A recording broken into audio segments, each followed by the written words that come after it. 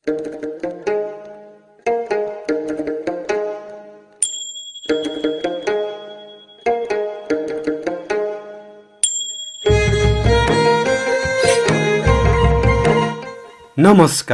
म अम्बिका हाङपाङको अंग्रेजी सिके रेडियो कार्यक्रममा यहाँहरूलाई स्वागत गर्छु।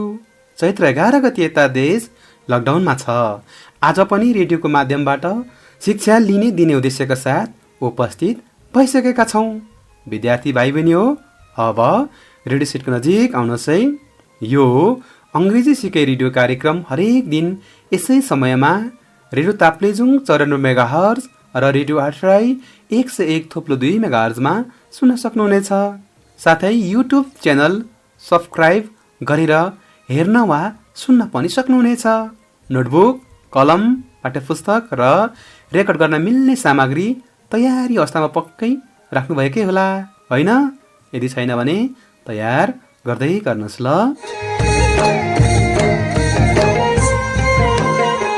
आजको बसाइमा अनिवार्य अंग्रेजी विषय अन्तर्गत कक्षा 11 को द म्याजिक अफ वर्ड्स भित्रको एक निबन्ध स्पिकिङ अफ द चिल्ड्रन को बारेमा चर्चा गर्नेछौँ। विद्यार्थी भाइ बहिनीहरू तयार हुनुहुन्छ होइन? आजका प्रस्तुतिका झलकहरू। The idea of having more than one child. Single child helps to maintain a quality and happy life in the family.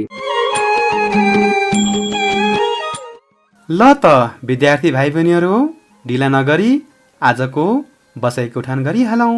प्रस्तुति सहित आउँदै हुनुहुन्छ सीता निरौला। अब कक्षा कोठामै प्रवेश गरौँ, हुन्छ होइन?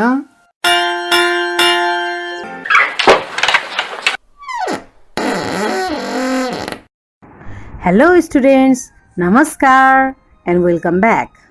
It's me, Sita Nirula, present here to facilitate an essay from grade 11 English book, The Magic of Words. The title of the essay is Speaking of the Children. आज म सीता निरौला कक्षा 11 को अनिवार्य अंग्रेजी अन्तर्गत द म्याजिक अफ वर्ड्स बुकबाट एक निबन्ध सहजीकरण गर्न उपस्थित भएको छु। निबन्धको शीर्षक छ speaking of the children. Miss, speaking of the children भनेको बच्चाले कसरी बोल्छन् भन्ने भनेको हो? होइन, त्यसो होइन। त्यसो भए यसको अर्थ के हो भनिदिनुस् न त मिस। हुन्छ, म भन्छु, दिएर सुन है त। स्पिकिङ भनेको बोल्नु, अफ द चिल्ड्रेन भनेको बच्चाहरूको बारेमा। त्यसैले यसको अर्थ हुन्छ बच्चा वा सन्तानहरूको बारेमा बोल्नु अथवा आफ्नो धारणा प्रकट गर्नु। बुझ्यौ त? बुझे मिस। ल त्यसो भए पाठ सुरु गरौँ है त। हुन्छ मिस।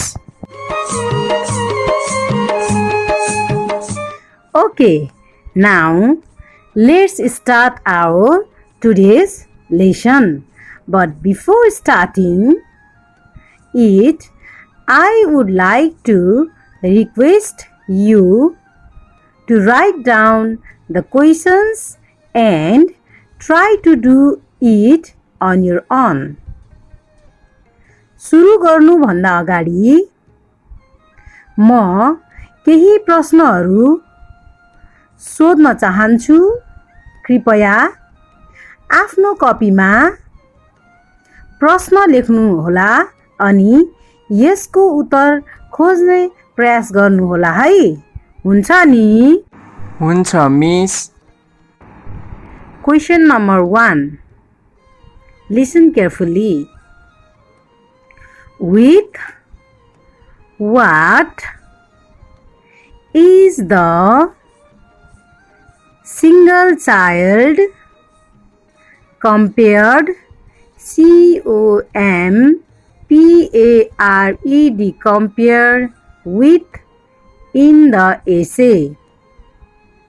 फेरि एकपटक. With what is the single child compared with in the essay? निबन्धमा एउटा सन्तानलाई केसँग तुलना गरिएको छ? Question number 2.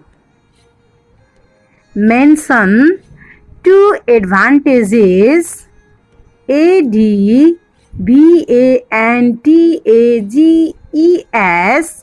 advantages of having a single child and two disadvantages of having plural child.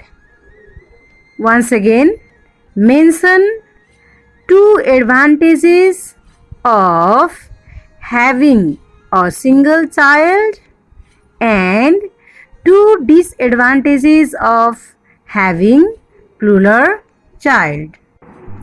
एउटा सन्तान हुनुको दुईवटा फाइदा र धेरै सन्तान हुनुको दुईवटा बेफाइदा लेख्नुहोस्. Speaking of the children, Barbara Holland द्वारा लिखित एक निबन्ध हो जसले एउटा सन्तान र धेरै सन्तानको बारेमा हुने फाइदा र बेफाइदाको बारेमा चर्चा गरेकी छिन्. बारबारा होल्यान्ड आफै पनि बहुसन्तानबाट पीडित छिन् भन्ने कुरा यस निबन्धले प्रस्ट्याएको छ. एक सन्तान सुखी परिवार र धेरै सन्तान दुखी परिवार भन्ने कुरा यो निबन्धको मूल सारांश हो. अब निबन्ध विस्तारमा सुन है त. एउटा सन्तान भनेको हाम्रो शरीरको निजी अङ्ग जस्तो हो जसलाई आफूले चाहे जस्तो बनाउन सकिन्छ. एउटा भन्दा बढी सन्तान भनेको जिउने शैली हो. एउटा सन्तान भनेको हाम्रो शरीरको निजी अङ्ग जस्तो हो. एउटा भन्दा बढी सन्तान भनेको जिउने शैली हो. यो भनेको के हो मिस? यसको अर्थ एउटा सन्तानलाई आफूले जे गर्न चाह्यो त्यही गराउन सकिने वा आफ्नो अधीनमा राख्न सकिने हो. जस्तै हाम्रो शरीरको अङ्ग हातलाई हामीले जे गर्न लगायो त्यही गर्छ.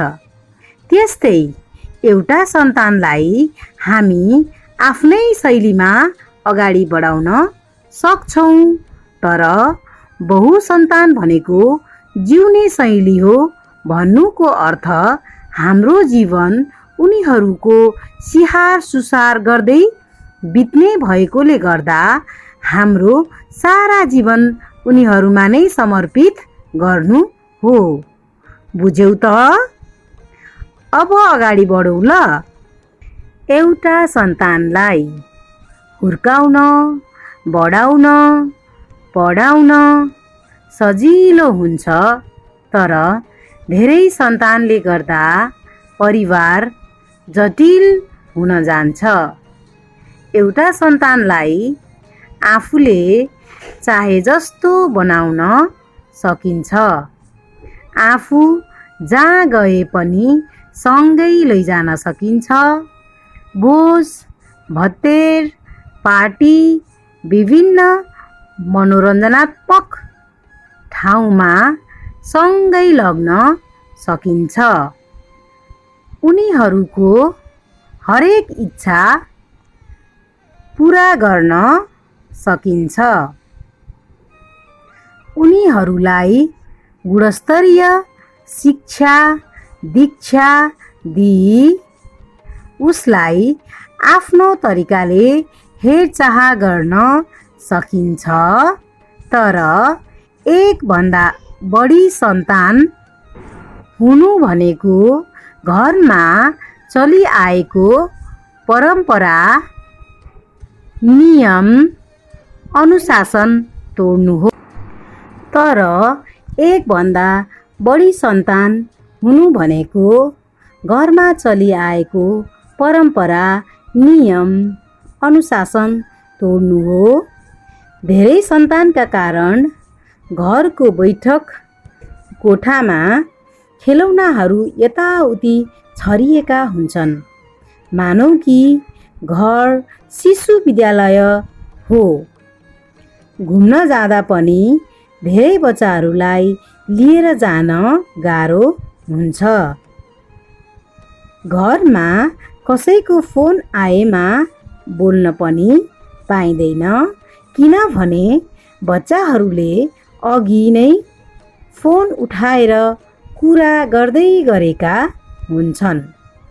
उनीहरू गुणस्तरीय शिक्षाबाट पनि वञ्चित हुन्छन् र उनीहरूको हरेक इच्छा पुरा गर्न कठिन हुन्छ। त्यति मात्र नभएर श्रीमान र श्रीमती बीचको दूरी बढ्दै जान्छ, किनभने आफ्नो बच्चाहरूको रेखदेखमा नै उनीहरूको समय व्यतीत हुने भएकोले गर्दा उनीहरूको सम्बन्धमा नकारात्मक असर पर्न जान्छ। यसरी बहुसन्तान वा धेरै सन्तानका कारण जीवनशैली कठिन हुन पुग्दछ। तर एउटा बच्चा मात्र घरमा हुँदा श्रीमान श्रीमती मात्र भए जस्तै लाग्छ। सामान जति ल्याए पनि थोरै ल्याए जस्तो हुन्छ। वैवाहिक जीवन सफल बनाउनका लागि श्रीमतीले आफ्नो कामपछि थोरै समय श्रीमानसँग बिताउनु पर्ने हुन्छ। तर धेरै सन्तानका कारण यो सम्भव हुन सक्दैन। उनीहरूले गोप्य कुरा समेत गर्न पाउँदैनन्। धेरै सन्तान हुनु भनेको आफ्नो बाँच्ने शैली परिवर्तन गर्दै उनीहरूसँग ढाल्नु हो। उनीहरूको इच्छा पुरा गर्दै आफ्नो लागि समयको अभाव हुनु हो।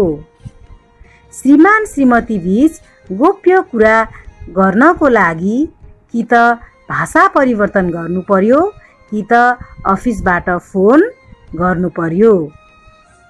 यसरी एउटा सन्तान र धेरै सन्तान हुनुको भिन्नता बारबारा होलेन्डले यस निबन्ध मार्फत प्रस्तुत गर्दै उनले एक सन्तानलाई बढावा दिएकी छिन् र आफ्नो मनमा लागेका भावनाहरू यस निबन्ध मार्फत पोखेकी छिन्। मिस, यस निबन्धको मूल भनाइ भनेको एउटा सन्तानलाई बढाउन, हुर्काउन, पढाउन, औषधि उपचार गर्न सजिलो र कम खर्चिलो हुन्छ र यसका साथै श्रीमान र श्रीमती बीच सम्बन्ध पनि सुमधुर हुन्छ। तर धेरै सन्तान भए भने उनीहरूको इच्छा पुरा गर्न खर्च बढी लाग्ने र उनीहरूको स्याहार सुसार गर्दै आफ्नो वैवाहिक र व्यक्तिगत जीवनमा आँच आउने हुन्छ भन्नु हो। हो, एकदम सही हो।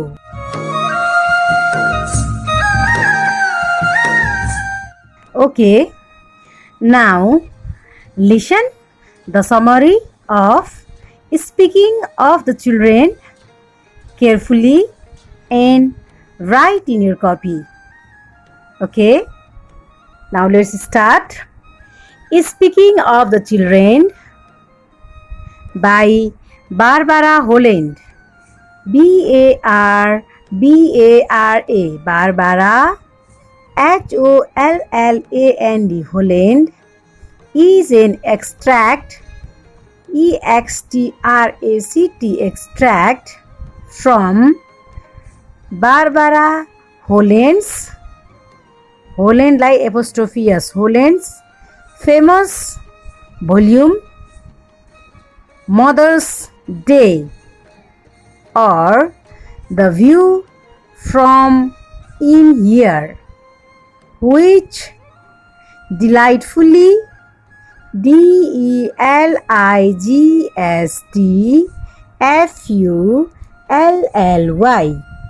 delightfully खुशी साथ examines the idea of having more than one child and consequent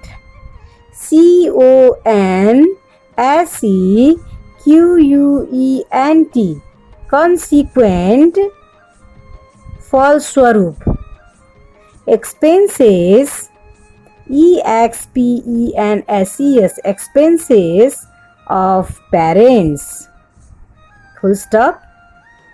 According to the author, one child is an appendage, APPENDAGE appendage, आफ्नो शरीरको अङ्ग. But more than one child is a way of life. One child is outnumbered, outnumbered, outnumbered सङ्ख्यामा बढी भएको. And parents can brainwash, BRAINWASH brainwash दिमागमा भएको कुरा पखाली नयाँ कुरा हाल्नु. It brainwash it. That means a single child can make a good adjustment, ADJUSTMENT adjustment in the family. Full stop. It does not create any problem on the part of parents. Moreover, parents can lead a systematic SYSTEMATIC systematic life, maintaining privacy between them. Likewise, they can teach the child whatever they want and can take wherever they want. A single child can be given a better education as well as nice upbringing as the entire focus of the parents gets centralized on it. One child is just like a thing such as toothbrush or a dog. That means it becomes easy for parents for solving their problem and fulfill their wishes and desires. So, parents can live a happy and sound life in their own way with one child. However, possible in case of having plural children as their life gets complicated because of multiple children. Parents are compelled, COMPELLED, compelled to give their full time to their children, and even the smooth mechanism of the house gets spoiled. Children introduce unwanted culture in the family. Similarly, the house remains noisy as it is always flooded with the lots of toys of children on the floor. Parents cannot enjoy their holiday freely. They have to take their children to different places of entertainment as their children wish. They have to talk with unknown people just because the children know their children. So in this way, the way of life gets changed. That means parents should live a life according to their children wish. Holland believes that the economic status of parents gets worse or loss every year as they have to make entire expenditure on the education, upbringing, and treatment of their children. They can never feel that they belong to each other as the children stand between them is a big disturbance in one way or other. With a single child, parents can control it, but in case of plural child, parents are themselves controlled. The author observes that it is very difficult for the parents with plural children to manage household activities on a perfect way. So, they are always criticized by parents having a single child for not living a smooth and comfortable life. Holland tried to prove herself an ideal woman or wife, serving her husband through all the ways she could. However, she failed in her attempt as she was constantly disturbed by her children in one way or other. Okay, this is the end of the summary.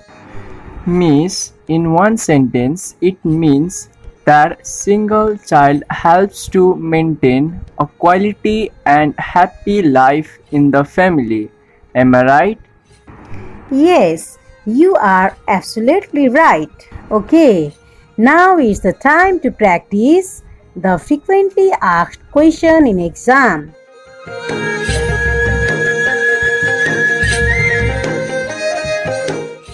Question is, what according to Holland are the advantages of having single child?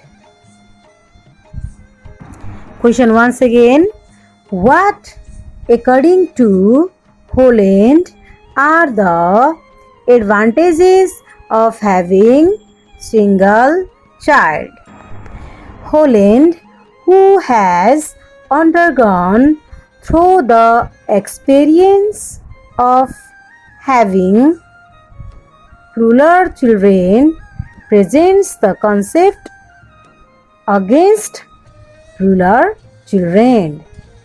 However, she is in the favor of having a single child.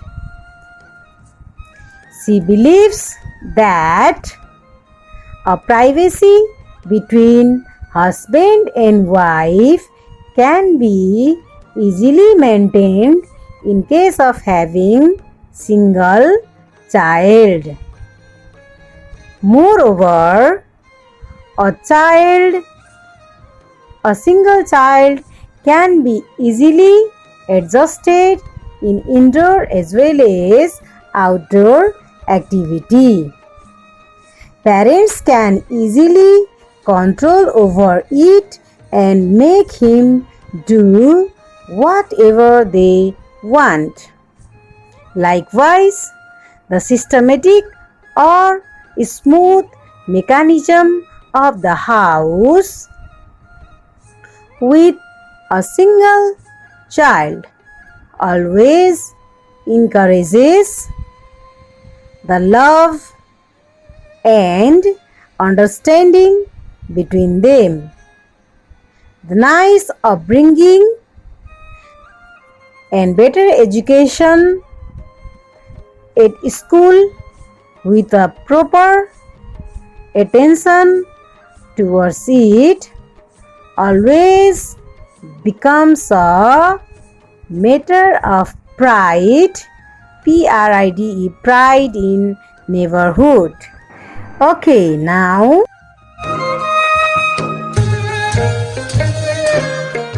give me the answer of the question asked before starting the lesson. Question 1. With what is the single child compared with in the essay? The single child is compared with an appendage.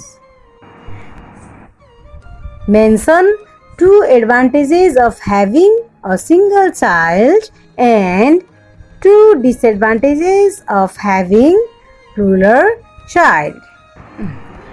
2 advantages of having single child is we can make him or her whatever we like and take them easy wherever we want. 2 disadvantages of having plural child is house becomes the nursery school and privacy between parents get spoiled.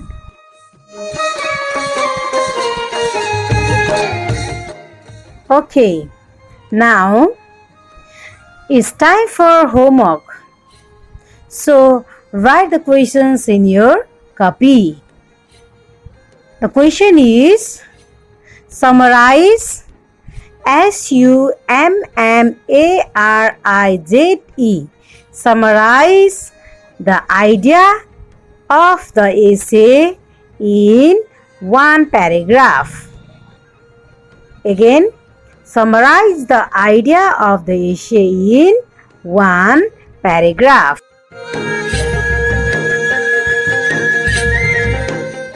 Thank you, my dear students, for listening carefully. Hope you learned a lot. Next time, we will learn about a new topic. Till then, bye. Have a nice day.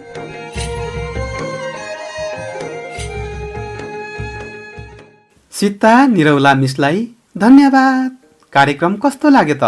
आजको बसाई पक्कै पनि सिकैमूलक बन्यो होला। कार्यक्रम सुन्दै प्रश्न तथा जिज्ञासा टिप्पण गर्नुभएकै होला, होइन त? प्रश्न तथा जिज्ञासा अंग्रेजी सिकै रेडियो कार्यक्रमको फेसबुक पेज @RADIOSPF को इनबक्समा र RADIOPROGRAMHPF@gmail.com मा पठाउन सक्नुहुनेछ। प्रश्न तथा जिज्ञासाको समाधानसहित थप सिकेको लागि भोलिको कार्यक्रममा पुनः भेट हुने नै छ। पठन पाठनको क्रममा कुनै जिज्ञासा भए निम्न ठेगानामा सम्पर्क गर्न सक्नुहुनेछ। ठेगाना र सम्पर्क टिप्न तयार हुनुहोस् है। ह्युमेन प्र्याक्टिस फाउन्डेसन, फुङलिङ नगरपालिका 4 ताप्लेजुङ। Phone number 024 461 047। हवस् त, आगामी अङ्कमा पुनः भेट हुनेछ। म अम्बिका हाङबाङ बिदा हुन्छु। नमस्ते। सामाजिक दूरी कायम गरौँ, कोरोना भाइरसबाट बचौँ र बचाउँ। धन्यवाद।